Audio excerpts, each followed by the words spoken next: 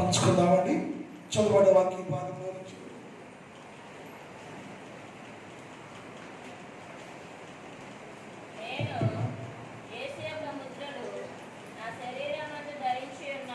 నేను యేసు యొక్క ముద్రలు నా శరీరమందు ధరించి ఉన్నాను. ఇక మీదట నన్ను శ్రమ పెట్టవద్దు అనే ఆ మాటను మనం ధ్యానం చేస్తున్నామండి. రాత్రి కాలంలో ఈ సిలువ వేయబడిన యేసుక్రీస్తు ప్రభుల వారు మన జీవితాలకి విలువనిచ్చారు. సిలువ ద్వారా బలపరచబడ్డా మనం. పౌరు భక్తుడు సిలువ నా జీవితానికి విలువనిచ్చింది, సిలువ నా జీవితాన్ని మార్చివేసింది, సిలువ నా జీవితాన్ని స్థిరపరిచింది అని యేసుక్రీస్తు ప్రభుల వారు సిలువలో చేసిన త్యాగాన్ని, ఈ సిలువ జీవితంలో మార్చిన విధానాన్ని గుర్తు చేస్తూ ఈ వాక్యాన్ని మనకిచ్చారు. ఈ వాక్య భాగం మనం మంగళవారం నుంచి ధ్యానం చేస్తున్నాం. ఈ రాత్రి వాక్యం ముగిస్తున్నాను. నేను మరలా బుధవారం మరొక అంశంతో కలుసుకుందాం. దీని వాక్యాన్ని ముగించే మొదట నేను ఈ వారమంతా ధ్యానాన్ని ఒకసారి జ్ఞాపకం చేసి చివరి పాయింట్లోకి వెళ్ళాలని ఆశపడుతూ ఉన్నాను. మనం యేసుక్రీస్తు ప్రభుల వారు నా శరీరమందు ముద్రలు వేశారు. నా ప్రభుల వారు నా కొరకే మరణించారు, చనిపోయారు, తిరిగి లేచారు, నన్ను పట్టుకున్నారు, నా జీవితంలో అద్భుతాన్ని జరిగించారు. సిలువ వేయబడిన యేసుక్రీస్తు ప్రభుల వారు నన్ను బలపరుస్తూ వచ్చారు కనుక నేను కూడా యేసుక్రీస్తు లాగా జీవించడానికి ఇష్టపడ్డప్పుడు ఆయన దర్శించి నన్ను బలపరిచి నన్ను బాగు చేసి నా మీద యేసుక్రీస్తు ప్రభువు యొక్క సిలువ ముద్రలతో నన్ను ముద్రించాడు అనే విషయాలు ధ్యానం చేస్తున్నాం. ఎందుకయ్యా మీద అపోస్తలులు 12 మంది ఉండగా నీ మీద ఎందుకు సిలువ ముద్రలు ముద్రించాడయ్యా యేసు ప్రభుల వారు అంటే పౌలుగా చెప్పారు, నేను నా కొరకు సిలువ వేయబడిన యేసుక్రీస్తు ప్రభుల వారి నిమిత్తం నా కొరకే, ఆ సిలువ నా కోసమే, ఆ శ్రమ నా కోసమే, ఆ బాధ నా కోసమే. నేను పాపిగా ఉంటే, పాపములో ఉంటే, సిలువ శత్రువుగా ఉంటే నన్ను మార్చడానికి నా కొరకే యేసుక్రీస్తు ప్రభుల వారు సిలువ వేసుకున్నారు కనుక నేను కూడా యేసుక్రీస్తు ప్రభువునే నన్ను నేను సిలువ వేసుకుంటున్నాను అని చెప్పాను. రెండోది, నాలో ఉన్న పాపేచ్ఛను నేను సిలువ వేశాను. నాలో ఉన్న పాప హెచ్చులను నేను సిలువలో చంపేశాను, కాల్చేశాను, సిలువ వేసుకున్నాను అని చెప్పాను. మూడోది, లోకాన్ని నేను సిలువ వేశాను. నాలో లోకం ఉంది. ఏ లోకమైతే నా మీద పాప ప్రభుత్వం చేస్తా ఉందో ఆ లోకాన్ని నేను సిలువ వేశాను అన్నాడు. నాలుగవది, నాలో పాప స్వభావం ఉంది. అది ప్రాచీన స్వభావం. అది నాలో ఉన్నంత కాలం నేను పరిపూర్ణుడు కాలేను, భక్తుడు కాలేను, యేసులాగా మారలేను. నేను యేసు సిలువకు విలువ లేకుండా చేస్తున్నది కనుక నాలో ఉన్న పాప స్వభావాన్ని, ప్రాచీన స్వభావాన్ని సిలువ వేసుకున్నాను నేను అని చెప్పాను. రెండోది, సిలువ వేయిన తర్వాత నేను యేసుక్రీస్తు ప్రభుల వారిని నాలో ధరించుకున్నాను. నేను బాప్తిస్మ ద్వారా క్రీస్తు యేసు ప్రభుల వారిని నేను ధరించుకున్నాను. ఎప్పుడయ్యా అంటే మొదటిగా నాలో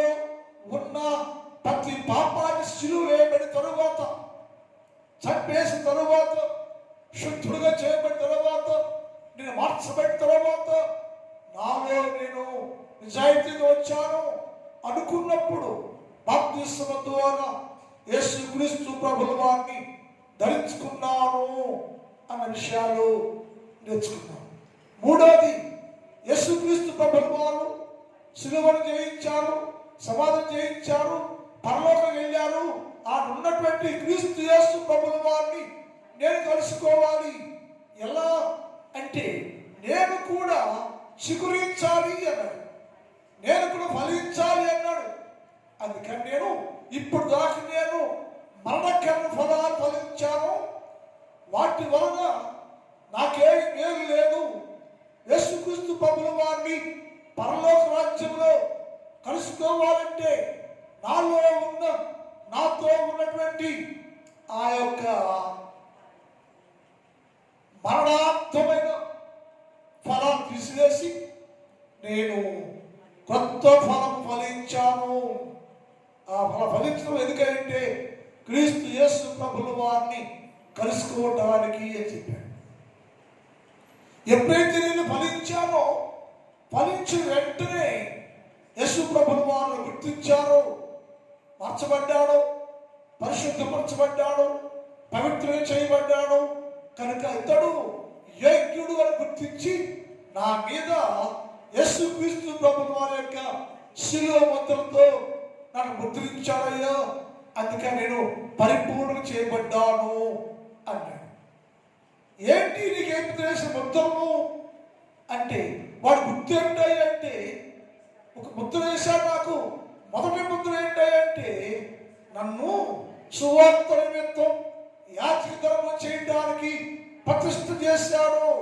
ఒక ముద్ర ప్రతిష్ఠ గుర్తుగా ఉందయ్యా, నన్ను ప్రతిష్ఠించాడు.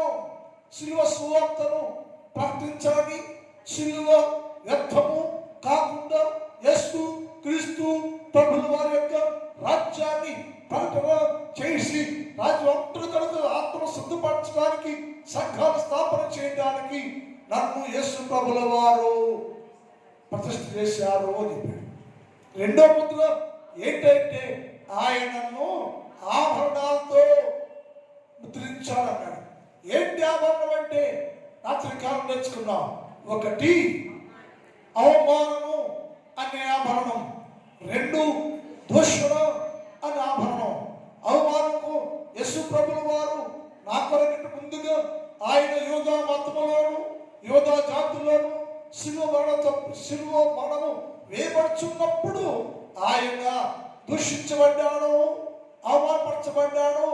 నేను కూడా యేసుక్రీస్తు ప్రభుల వారి వలె ఆయన సువార్త దండయాత్రలో, సువార్త పరిచర్యలో యేసుక్రీస్తు రాజ్యాన్ని స్థాపిస్తూ సాగిపోతా ఉంటే ఎన్ని అవమానాలు నాకు వచ్చినా, ఎన్ని దోషాలు నాకు వచ్చినా, నేను క్రీస్తు యేసు ప్రభుల వారి వలె అన్ని మించుకుంటూ వెళతాను. ఆ సిలువలో ఏమంటే ముద్ర ఉందే, దోషుల ముద్రను బలపరుస్తూ ఉందయ్యా, అందుకని నేను యేసు రాజ్యాన్ని స్థాపన చేస్తా ఉన్నాను అని చెప్పాడు. మూడో చెప్పాడు, నాకు ఇవ్వబడ్డ దేశం మూడవ ముద్ర ఏంటంటే హక్కు అనే ముద్ర. ఈ మాట లేఖనాల్లో, కామెంట్లో, పౌరు చరిత్రలో చాలా స్పష్టమైన అర్థాలు, భావాలు రాసిచ్చాడు దేవుడు, పౌరు భక్తుడు. ఎందుకంటే హక్కు, నేను లోకంలో యేసు ప్రభు నిమిత్తము సువార్త ప్రకటన చేసి రాజ్య స్థాపన చేశాను, అవమానపరచబడ్డాను, దూషించబడ్డాను, ఊట దెబ్బ 30 దెబ్బ కొడ దెబ్బలు తిన్నా. నేను యేసుక్రీస్తు ప్రభుల వారి వలె నేను కూడా జీవించాను, ఆ ప్రభు రాజ్యాన్ని స్థిరపరిచాను. అందుకోసం నేను హతసాక్షి అయిపోవడం కూడా సిద్ధంగా ఉన్నప్పుడు నా దేవుడు హతసాక్షి అయిపోతే, చనిపోతే నా స్థలం ఎక్కడ, నా స్థానం ఎక్కడ, ఎక్కడున్నాను నేను? ఈ పౌలు అనేవాడు ఎక్కడున్నాను? 12 శిష్యులకు పరమ రాజ్యంలో 12 సింహాసనాలు ఇస్తాను, నాతో కూడా నీరు దేవుని రాజ్యంలో, తండ్రి రాజ్యంలో 12 సింహాసనాలు కూర్చుంటాడు అని చెప్పాడు కదా యేసు ప్రభువు వారు. వారు సమానముగా అపోస్తుల వరుసలో, అపోస్తుల క్రమంలో నేను కూడా ఉండాలి కూర్చోవాలి, నన్ను కూడా కూర్చుండబెట్టడం కోసం నాకు నా దేవుడు హక్కు అనే ముద్రను వేశాడు. ఇప్పుడు నాకు ఏమొచ్చిందంటే ఈ ముద్ర ఏమిటంటే నీకు పరలోక రాజ్యంలో ప్రవేశించే హక్కు ఇచ్చాడు దేవుడు నీకు. ఎవరికై ఇచ్చావయ్యా ఈ హక్కు? ఎవరికయ్యా పరలోక రాజ్యంలో ప్రవేశించే హక్కు? సిలువ ఇచ్చిందా నీకు? పౌలు అన్నాడు, సిలువ వేయబడిన యేసుక్రీస్తు ప్రభుల వారు నా శ్రమను, నా వేదనను, యేసుక్రీస్తు రాజ్య స్థాపనలో నేను చేస్తున్న ప్రతి శ్రమను గుర్తించి నా దేవుడు నాకు హక్కు అనే ముద్ర వేశాడయ్యా. ఈ హక్కు ముద్రకు ఏం గుర్తాయంటే పరలోక రాజ్యంలో నీవు నాతో కూడా ఉంటావు. పరలోక రాజ్యంలో ప్రవేశించే హక్కు నీకు ఉంటుంది. ఎప్పుడయ్యా పరలోక రాజ్యం ప్రవేశ హక్కు ఎప్పుడు వస్తాయో, ఎప్పుడు ఇస్తావా అంటే ఏ ముద్ర వేస్తే కదా నీకు ఈ ముద్రను పరలోక రాజ్యం పంపించడానికి. ఈ ముద్ర ఏంటంటే ఎవరైతే ముద్ర కలిగి ఉన్నారు కనుక ఆ పరలోక రాజ్యంలో ప్రవేశించే హక్కు ఎవరికంటే బైబిల్ మాట రాయబడింది. ప్రకటన గ్రంథం 22వ అధ్యాయం 14 చదువుతాం. అందరూ తెలిసిన వాక్యం అది. ప్రకటన జీవవృక్షానికి హక్కు కలిగిన వారై కొమ్ములో గుండా ఆ పట్టణంలోనికి ప్రవేశించినట్టు గమనించాలి. తమ వస్త్రాలను ఉత్తుకొని వాడు ధన్యుడు. అంటే పరలోక రాజ్య జీవవృక్షం ఉంది, ఆ ఫలం భుజించాలి, ఆ పట్టణం ప్రవేశించాలి, ఆ జీవవృక్ష ఫలాన్ని భుజిస్తూ పరలోకంలో ప్రవేశించడానికి హక్కును కల్పించాడయ్యా. అది పొందాలని, వృక్ష ఫలం తినాలని, ఆ పట్టణం ప్రవేశించడానికి చాలా మంది ప్రయత్నం చేశారు, దిగిపోయారు, పడిపోయారు, ప్రవేశించలేకపోయారు. నాకైతే నా దేవుడు పరలోక రాజ్యంలో ఉన్నటువంటి జీవ వృక్ష ఫలమును భుజించి ఆ పట్టణంలో ప్రవేశించే హక్కును కల్పించాడు. ఈ పౌలు యొక్క నిరీక్షణ, పౌలు జీవితంలో సిలువ చేసిన గొప్ప కార్యం. ఈనాడు క్రైస్తవులకు మనం ఎన్నో 100 సంవత్సరాలుగా సిలువ ధ్యానం చేస్తున్నవారు కోట్ల మంది ప్రజలు ఈ దినాలు వస్తే, లెక్చర్స్ వస్తే చాలా భక్తి శ్రద్ధతోటి, క్రమం తప్పకుండా భక్తి శ్రద్ధతోటి సిలువ ధ్యాన కోడికలు చేస్తూ ఉంటాం. అయితే 1 సంవత్సరమైనా సరే ఈ కోడికల్లో నీకు రావాల్సిన హక్కు, అయినా పరలోక రాజ్యం ప్రవేశించే హక్కు కావాలి నాకు. పరలోక రాజ్యం ప్రవేశించే ఆ జీవన ఫలము భుజించే హక్కు కావాలి, ఆ పట్టణంలో ప్రవేశించడానికి హక్కు కావాలి. ఇవ్వయాని అడిగి హక్కుని పొందుకున్నావా? వ్యాపారం చూస్తే క్రైస్తవుల హక్కుల కోసం పోరాడుతున్నాం అంటున్నారు. మరి పరలోక రాజ్యం హక్కు సంగతి ఏంటి? పరలోక రాజ్యం హక్కు సంగతి ఏంటి? భూలోక హక్కుల కోసం పోరాడతాం మనం. కానీ యేసుక్రీస్తు రాజ్యం ఉంది, నీకోసం ప్రాణం పెట్టి చనిపోయి తిరిగి లేచి రాజ్యాన్ని స్థాపించి నీ కొరకే ఎదురు చూస్తున్న మా దేవుడు యేసుక్రీస్తు ప్రభుల వారు. ఆయన శివుడు రక్తం కడగబడాలి అని అన్నాడు. ఆ జీవవృక్ష ఫలము భుజించాలి. అంతేకాదు ఆ పట్టణంలో ప్రవేశ హక్కు కలిగి ఉండాలి. హక్కు సంపాదించుకోవాలంటే పౌలుకి ఆధిక్యతను, హక్కును యేసుక్రీస్తు ప్రభుల వారు కలుగజేశారు. ఎందుకయ్యా హక్కు వచ్చింది? కంటే నా తండ్రి లోకాన్ని జయించాడు, యేసు ప్రభుల వారు లోకాన్ని జయించాడు, లోకంతో జయించాడు, మరణాన్ని జయించాడు, పునరుత్థానం తిరిగి లేచాడు, అన్నింటి విజయం సాధించాడు. వెళ్ళిపోయి ఆయన నా తండ్రి రాజ్యంలో సింహాసనం కూర్చున్నాడు అన్నాడు. ప్రకటన గ్రంథం 3వ అధ్యాయం 21 చదువుతాం. ప్రకటన 3:21. నేను జయించి నా తండ్రితో కూడా ఆయన సింహాసనం మీద కూర్చున్నాను. నేను ఏ మాట చెప్పామాట? పౌలా, నేనయ్యాను దేవుణ్ణి. పౌలా, నా పేరు యేసుక్రీస్తు ప్రభు అయ్యా. నేను ఏమి చేశానంటే తండ్రి ఆజ్ఞకు లోబడి లోకమంతా జయించాను నేను, పాపాన్ని జయించాను నేను. అంత జయించి నేను నా తండ్రి రాజ్యములో నేను కూర్చున్నాను సింహాసనం మీద. నీవు కూడా నాతో కూడా ఆ సింహాసనం కూర్చోవాలి, ఆయనతో రావాలను. అందుకని నీవు కూడా జయించావయ్యా.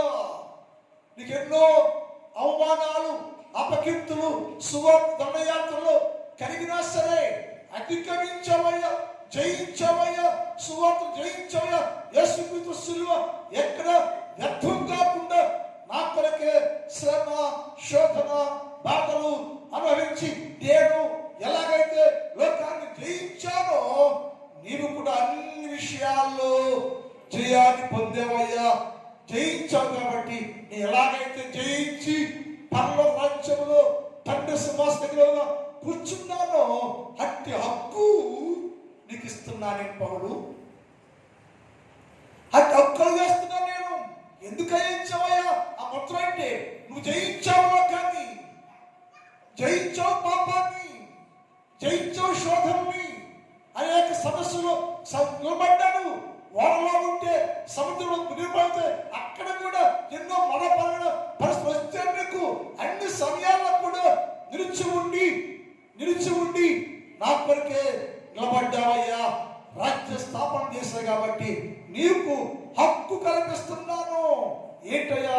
పరలోక రాజ్యంలో జీవ వృక్ష ఫలము ఫలిస్తూ పట్టణంలో ప్రవేశించే హక్కు నీకు కలుగు చేసి ఆ ముద్ర ఇవి చేస్తానయ్యా. ఈ ముద్రను కలిగి ఉంటే డైరెక్ట్గా పోవచ్చు అయ్యా. ఈ ముద్రను కలిగి ఉంటే డైరెక్ట్గా పరదేశం వెళ్ళిపోవచ్చు, ఆ పరలోకి వెళ్ళిపోవచ్చు. నువ్వు అట్ట ముద్ర నేను ఇచ్చానయ్యా అన్నాడు. ఇంకో మాట అదే ప్రకటన గ్రంథం 2వ అధ్యాయం 25-26 చదువుతాం. ప్రకటన 2:25-26. నేను వచ్చే వరకు మీరు కలిగి ఉన్న దాన్ని గట్టిగా పట్టుకోండి. నేను నా తండ్రి వలన నేను నా తండ్రి చేత అధికారము హక్కు. యేసు ప్రభువు అన్నారు, నేను పరలోక రాజ్యం వెళ్ళడానికి నా తండ్రి చేత నేను అధికారం పొందాను, హక్కు పొందాను. జయించు అంతం వరకు నా క్రియలు ఎవరైతే చివరిదాకా ప్రారంభం నుంచి రక్షణ పొందిన మొదటి దినము నుంచి చివరి దాకా యేసుక్రీస్తు ప్రభుల వారు వచ్చేంత వరకు ఎవరైతే తమ క్రియలను జాగ్రత్తగా జరిగిస్తారో, క్రియలు కలిగి ఉంటారో, క్రీస్తు కనపరుస్తూ ఉంటారో, యేసుక్రీస్తు శ్రమ శిలువ వేదన లోకానికి చూపించేవారుగా ఉంటారో, క్రియ కలిగి ఉంటారో జనుల మీద అధికారం ఇచ్చదను. అతడు ఇనుప దండముతో పరిపాలన చేస్తాడట. అంటే ఒక మనిషికి హక్కు వచ్చింది, పౌరులకు హక్కు వచ్చింది. పరలోక రాజ్య ప్రవేశ హక్కును యేసు ప్రభువు కల్పించారు.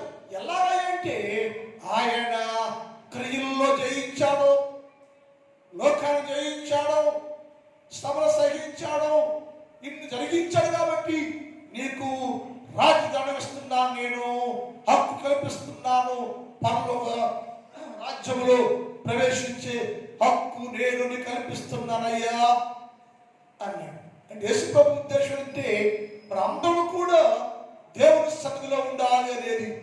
పౌలు ఎలాగైతే హక్కు కలిగి హక్కు పొందుకొని ఆయన పరలోక రాజ్యం ప్రవేశించి హక్కు కలిగి ఉన్నాడు, మనము కూడా పౌలు వలె హక్కు కలిగి పరలోక రాజ్యములో ప్రవేశించే హక్కు కలిగి ఇక్కడుండగానే జీవించుండగానే హక్కు సంపాదించుకొని క్రీస్తు యేసుతో కూడాను పరలోక రాజ్యంలో రాజ్యపాలన చేసే హక్కుని భూలోకంలో జీవించున్నప్పుడే కలిగి ఉండాలి.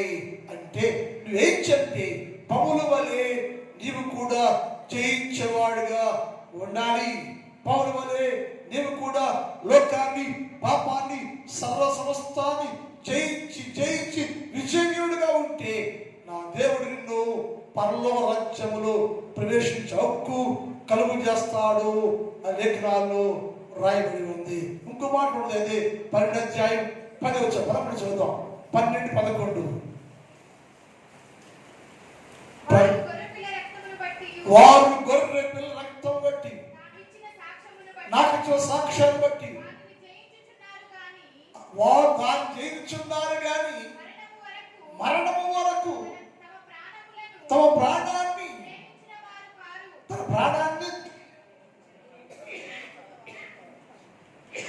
ప్రేమించిన వారు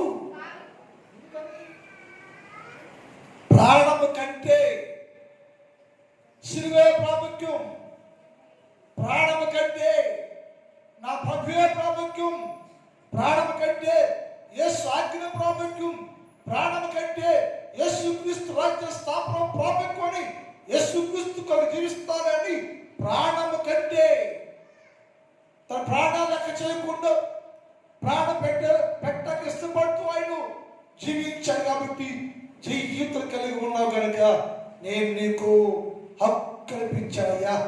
ఏంటైనా హక్కు అంటే పరలోక రాజ్యములో ప్రవేశించే హక్కు నీకు కల్పించాను. ఎప్పుడయ్యంటే జయించావు కనుక. జయించు వారికి పౌలు జయించాడు, జయించింది ఉంది కనుక పౌలు మీద ముద్ర వేయబడింది. ఏంటి ముద్ర అంటే హక్కు అనే ముద్ర వేయబడింది. ఎవరికంటే ఒకటి జయ జీవితము కలిగి జయించిన వారికి, రెండోది పరిపూర్ణమైన పరిశుద్ధ జీవితం కలిగి ఉండాలి. ఈ పౌలు గారిలో యేసు ప్రభు చూసింది ఏమిటయ్యో, అంత గొప్ప హక్కుని ఎందుకు ఇచ్చావంటే బైబిల్ అంటుంది పౌలు అని నేను పరిపూర్ణ పురుషత్వం కలిగి ఉన్నాను అన్నాడు. పౌలు నేను పరిపూర్ణ పురుషుడిగా మార్చబడ్డాను, నేను సంపూర్ణ చేయబడ్డాను. నేను ఇంటర్నల్ లైఫ్ ఎక్స్టర్నల్ గా లోన బయట కూడా నేను పరిపూర్ణ పరిశుద్ధులు చేయబడ్డాను. ఎప్పుడు మనం పౌలు గారి గురించి మాట్లాడుకుంటున్నాం, మన గురించి ప్రభులు వారు ఈ భూలోక మనుషులందరూ పరిపూర్ణమైన పరిశుద్ధులయ్యా, పరిపూర్ణమైన పరిశుద్ధులు జీవిస్తున్నారయ్యా, వారికి నేను పరలోక రాజ్యంలో ప్రవేశించే హక్కిస్తున్నానని మన గురించి చెప్పే సాక్ష్య జీవితం ఉందా మనకి అన్నాడు. ఎవరైతే పరిపూర్ణంగా ఉంటారో వారికి అందులో ప్రవేశించే హక్కిస్తున్నానన్నాడు.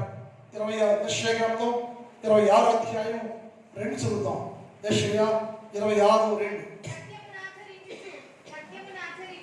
సత్యాన్ని ఆచరించు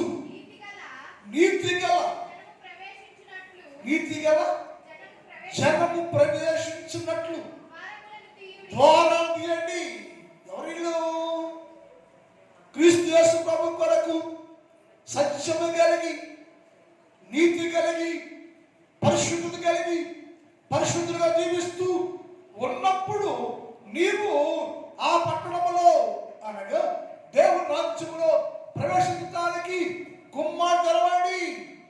ఆటకి మర్చబోకండి, ఆటంకమే ఉండకూడదు. ఎందుకంటే వారి పరిశుద్ధ జనం, వారి పరిశుద్ధ జనం పరిశుద్ధపరచబడిన వారు, పరిశుద్ధ ప్రజలుగా మార్చబడ్డారు, సత్యం కలిగి ఉన్నారు. వాక్యాన్ని సత్యం అనుసరించి నీతిగా, సత్యం అనుసరించి నీతిగా ఉండి నీతిగా జనముగా ఉంటే ఆ జనము ప్రవేశించడానికి ద్వారాలు తీయండి, అందులో ప్రవేశిస్తారు వాళ్ళు అని. అంటే మనము కూడా పౌలు వలె యేసుక్రీస్తు ప్రభు యొక్క శిలువ రక్తములో కడగబడి పరిశుద్ధపరచబడి క్రీస్తు స్వరూపంలోకి మార్చబడి యేసులాగా జీవించగలిగితే, సత్యాన్ని అనుసరించగలిగితే, నీతిమంతులు మార్చగలిగితే నీవు పరలోక రాజ్యం ప్రవేశించే హక్కు కలిగి ఉంటే, వస్తూ ఉంటే ద్వారము తీయబడును. ఆటకి ఏమి లేకుండా డైరెక్ట్ గా నువ్వు యేసుక్రీస్తు ప్రభుతో కలుసుకోవడానికి పరలోక రాజ్యంలో ప్రవేశించే హక్కు కలిగిన వారుగా ఉంటారు. ఏ ద్వారము ఆటంకపరిచే అవకాశం లేదు. ద్వారాలు తీయండి అయ్యో. ఎందుకంటే వాళ్ళు పరిశుద్ధులయ్యో, సత్యమనిచ్చారు, సత్యాన్ని కలిగి ఉన్నారు, సత్య సంబంధులు, వాళ్ళు పరిశుద్ధ జనంగా ఉన్నారు కనుక వారికి ఒక హక్కు ఇవ్వబడింది. అలాగే పౌలు కూడా పరిపూర్ణ పరిశుద్ధులు కనుక పౌలుకి హక్కు ఇవ్వబడింది. ఏమిటంటే ద్వారం తెరవండి, జీవవృక్ష ఫలం భుజిస్తూ అందులో ప్రవేశించే, ఆ పట్టణంలో ప్రవేశించే హక్కు ఇచ్చాను నేను. క్రైస్తవులారా, మనము కూడా యేసుక్రీస్తు ప్రభు యందు నుండి హక్కు కలిగి, హక్కు సంపాదించుకొని యేసులాగా మార్చబడి, యేసుక్రీస్తు ప్రభుల వారి స్వాధీనంలోకి మార్చబడి మనము కూడా అందులో ప్రవేశించే హక్కు కలిగిన వారుగా ఉంటా శ్రేష్టం. ప్రార్థన. మా తండ్రి, నీ పాదములకు స్తోత్రాలు. పరిశుద్ధుడు అయిన దేవ, మీకే స్తోత్రాలు తెలియచేస్తూ ఉన్నాను. గడిచిన దినములలో మాతో ఉన్నారు తెలుస్తున్నారు. మా కొరకు సిలువేయబడ్డారు, చనిపోయారు తండ్రి. నా పాపాన్ని బట్టి, నా శాపాన్ని బట్టి సిలువేయబడ్డారు ప్రభువా. అది మేము గ్రహించుకొని పౌలు వల్ల మేము కూడా ప్రభువా హక్కు కలిగిన వారు పరలోక రాజ్యంలో ప్రవేశించే హక్కుని ఇక్కడే సంపాదించుకొని అట్టి ముద్ర కలిగిన వారికి ఉంటూ సహాయం చేయండి. ఈ రాత్రి స్థలంలో ఉన్న ప్రతి బిడ్డను దీవించండి. ఈ వాక్యమైన ప్రతి బిడ్డయ్యో నేను కూడా యేసుక్రీస్తు ప్రభుల వరవలే మార్చబడి హక్కు కలిగిన వారికి ఉండాలయ్యా అని అందులో జీవించే భాగ్యం దయచేయండి. చిన్నవారు, పెద్దవారు, స్త్రీలు, పురుషులు, యవనస్తులు, వృద్ధులు అనేక మంది ఈ స్థలంలో ఉన్నారు తండ్రి. ఇక్కడున్న ప్రతి బిడ్డను దర్శించి శిలువ ముద్రతో ముద్రించమని ప్రార్థన చేస్తున్నాం ప్రభువా. నీకే స్తోత్రం. నా సంఘాన్ని దర్శించండి, సంఘాన్ని దీవించండి, ఆశీర్వదించండి. ప్రతి కుటుంబాన్ని దీవించండి. ఏ కుటుంబానికి ఏది కావాలో, ఏ మేలు కావాలో అనుగ్రహించండి. వ్యవసాయం చేస్తున్న ప్రతి వ్యవసాయదారుడు మీ నామములో ప్రభువా సంతోషంగా మంచి పంటలు కూర్చుకోవడానికి సహాయం చేయండి. కష్టపడి పనులు చేస్తున్న బిడ్డలను దీవించండి, ఆశీర్వదించండి. మంచి ఆరోగ్యంతో నింపండి. మీ స్తోత్రాలు తండ్రి. అలాగే ప్రభువా పరీక్షలు రాస్తున్న బిడ్డలను దీవించండి, జ్ఞానం ఇవ్వండి, తెలుగునివ్వండి. అతి శ్రేష్టమైన జ్ఞానంతో నింపండి. ప్రతి సబ్జెక్టుల బిడ్డలు ఫస్ట్ ర్యాంకులో పాస్ అవ్వడానికి సహాయం చేయండి. రేపు ఆదివారం పరిశుద్ధ దినం ప్రభువా క్రమంగా, మర్యాదగా, భయంకరంగా, పరిశుద్ధంగా ఈ పరిశుద్ధ ఆదివారాన్ని జరుపుకోవటకు సహాయం చేయండి.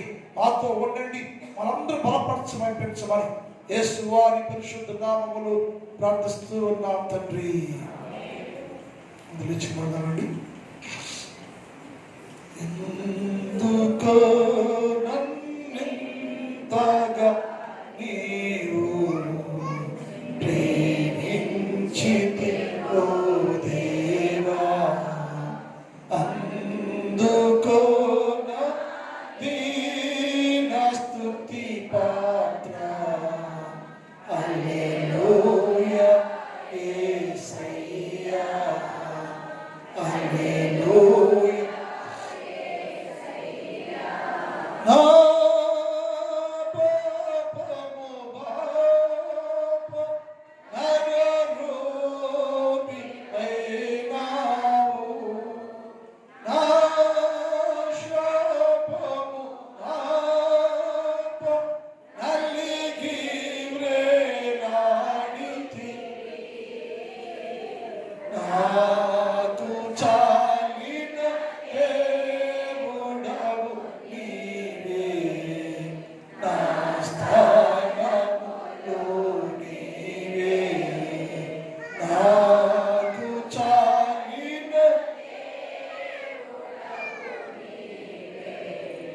నా స్థానములో నీవే.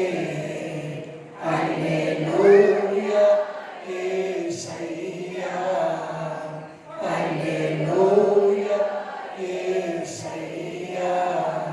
తండ్రి దేవుని ప్రేమ, కుమారుడు యేసుక్రీస్తు వారి కృప, పరిశుద్ధాత్మ దేవుని యొక్క అన్నిటి సహవాసం ఇప్పుడు ఎప్పుడు ఎల్లప్పుడు సదాకాలము మనందరి తోడే ఉండును గాక. ఆమేన్. హల్లెలూయా, హల్లెలూయా.